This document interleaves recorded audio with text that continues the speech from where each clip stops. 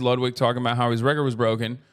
And there's another one where his car was stolen. Happened. My record for the most subs ever held by anyone on Twitch.tv has not just been broken, it's been shattered by KaiCenat. It's trending all over Twitter, Reddit. If you haven't heard, my record was from April 2021 during my subathon where I hit 283,000 subs. Kai's at 290,000 subs with 2 days left, I think. He's going to break 300,000, and I don't even know how high he'll go. He seems to have no limit to what he's able to pull off.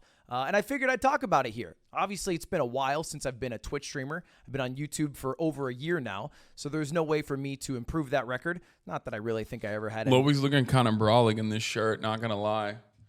He's looking kind of nice with chance. And my subathon was mostly a mistake, kind of an accident, to be honest. I had a appendicitis problem. I got surgery. I lost 15,000 subs, and so I figured I would get them back by doing a subathon, which ended up with me somehow breaking the record, even though I wasn't even a top 10 streamer in the world. But let's be real. People know about me for my subathon. If you actually watched the subathon, that shit was boring as fuck. The most interesting part about my subathon was the clock in the corner because it always seemed to teeter between 5 minutes and 30 minutes. So if you tuned in for a few minutes, you might think you would reach the end of it, but it just seemed to never come until the month finally came up. Even the Wikipedia page, the content section is smaller than the earnings section. People cared more about how much I made than what I was actually doing on stream. Because what I was doing on stream was exercising my garage, watching movies, letting my moderators do it, or sleeping. It wasn't great content. And I've said this many times, and I'll repeat it here. Although I'm really happy with the subathon. I literally cried at the end of it. Look at me. Look, I'm a little baby here. Lame. Little classic Ludwig 7.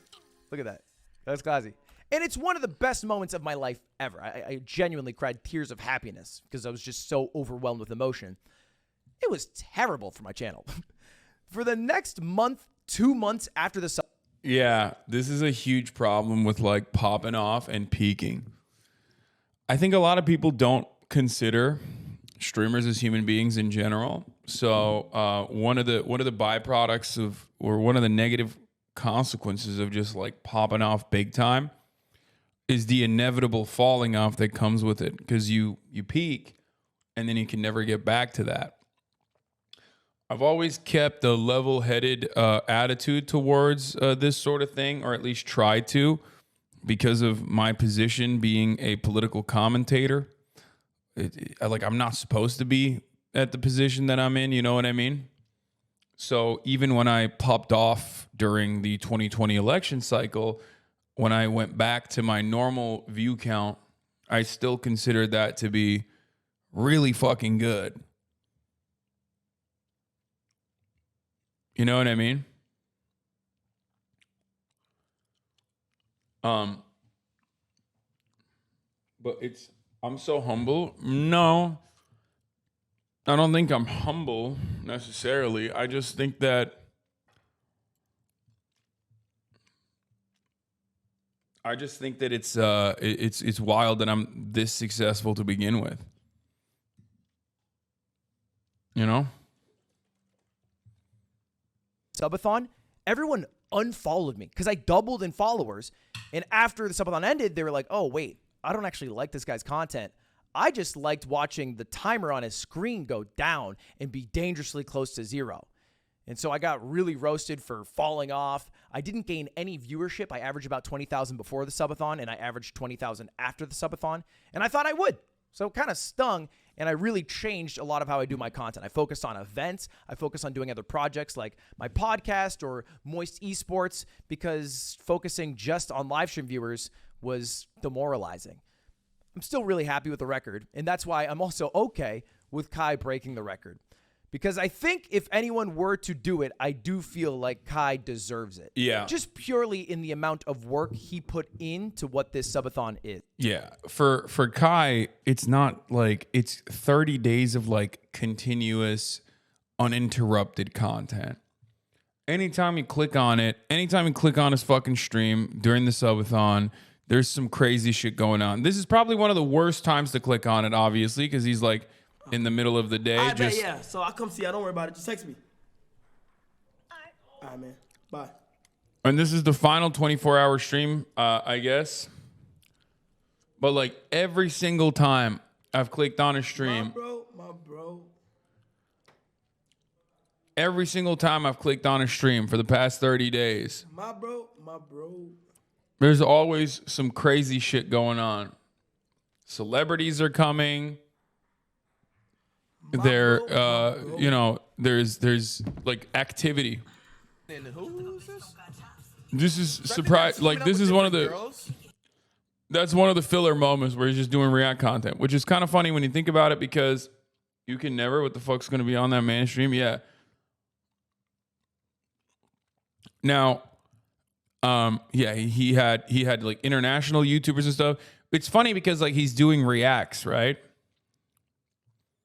He's doing reacts right now, which is like what I do. Like his filler content is what I do as my main content. Do you get what I'm saying? So he's popping off. He's actually putting in effort. He's at 296,000 right now. He seems like he's about to hit 300,000. But if you watched any of his subathon, it was really well done. Like he rented out an entire mansion in Los Angeles. He had a camera operator 24/7 with different. Yeah, he's like put in money, an investment into making content. Like, holy Elwig is glazing him.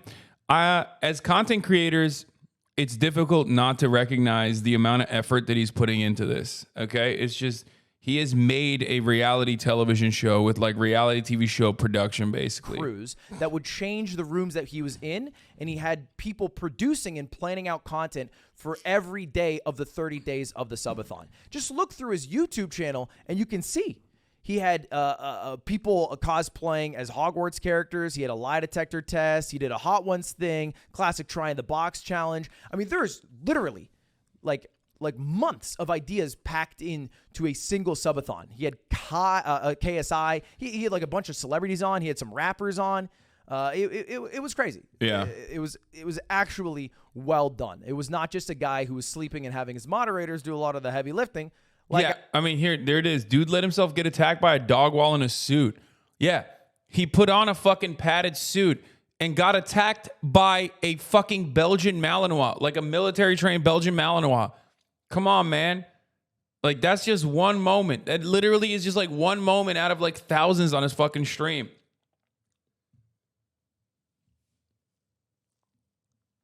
Guy did. Now, at the end of the day, I think losing a record maybe hurts a little bit, but there is one record that I know Kai will never get, and he'll never take it away from me. In fact, I think it might be the record that lasts the longest on Twitch until the website eventually shuts down. Sure. What He's is it? gained more subs than me. Whoopee. All right. It's a community effort. He keeps all the money, like I did. Classic. Hey, come on, Kai. Come on.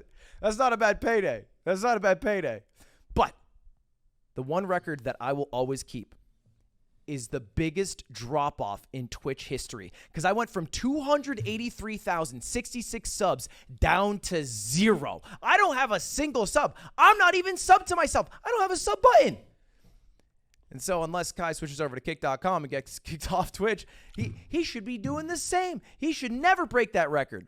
And that's the one thing I'll try to end on here, Kai, in Twitch especially. It's time to give the man the bag, all right? The new king of Twitch. All right, it's really great to commemorate that in a tweet, but now pay the man, Twitch. He has earned you the most money any human has ever earned you in a single month in Twitch history. Time to give him a bag so he sticks around for the next couple years. I think it's deserved for all he's done for the platform. I agree. In terms of showing it off to 100%. a lot of new people, celebrities, like other creators, viewers who would not normally watch Twitch that were more YouTube focused. I think he has blown up the platform in a lot of ways, and should be duly rewarded for that. And also, He has 300K subs, getting paid enough. Brother, dude, this attitude is the exact same as like talking about fucking LeBron James, okay? LeBron James has a contract, but there are still people that make money off of his fucking labor. You're literally pointing to one of the best streamers on the fucking planet and going, nah, he's making enough money. It's not about how much money he's making. It's about how much value he's generating for the fucking company. Do you understand? I hate that leftists only fundamentally just look at like how much you are worth, how much money you make that you're pocketing, and just like forget that they're making the money for a company. So when you say from where you're standing, when you say, "Oh, dude, he's making a lot of money as is. How dare you ask for more?" What you're not realizing is you're defending the company making money off of him, because someone's making the money.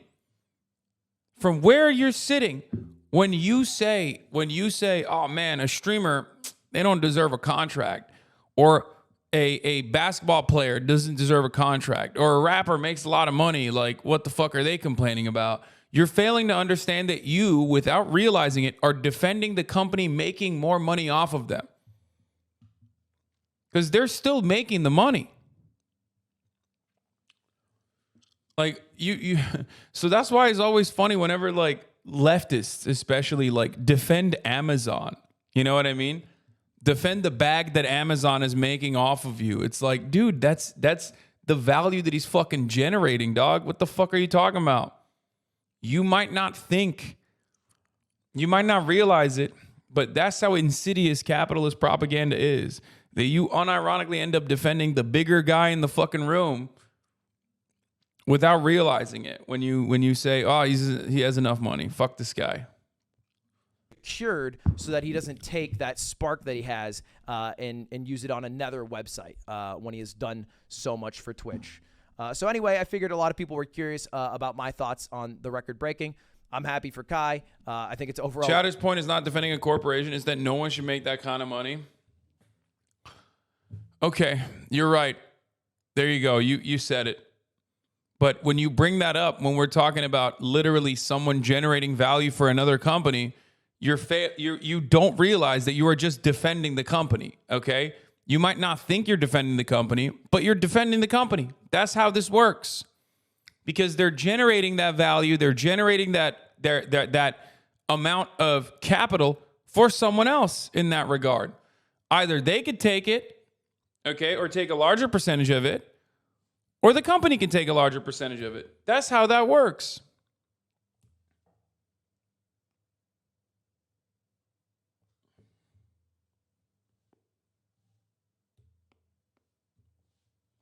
It just sucks because it's like envy is not a substitute for class politics. It's not. Because if it's like envy based, if your understanding of the world, or if the way you conceptualize the world or labor and all of that is just rooted around like, well, they have it, I don't, then you're not engaging in class politics.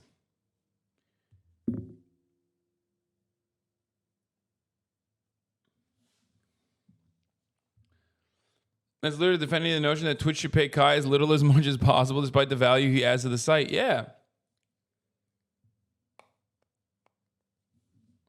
A good thing, and it's much more deserved than what mine was, which was just a lot of luck, good timing, COVID booming the Twitch website, and my appendix randomly bursting on a ski trip. What's my new goals now? What records do I want to achieve? I don't know. Maybe I can get the biggest drop off on YouTube subscribers and I can get canceled 10 times over. Or maybe I'll dye my hair blue to avoid that. Anyway, that's all. Shout out. Cannabis worker co-ops make millions and our socialist chat thinks they shouldn't exist in general. Yes. The money, the amount of money that you generate is completely insignificant in this conversation. Like how much money you end up pocketing at the end of the day is irrelevant to the point of contention, especially when we even talk about like labor billionaires and the existence of potential labor billionaires in the future with both inflation and like these fat fucking contracts that athletes get. Like,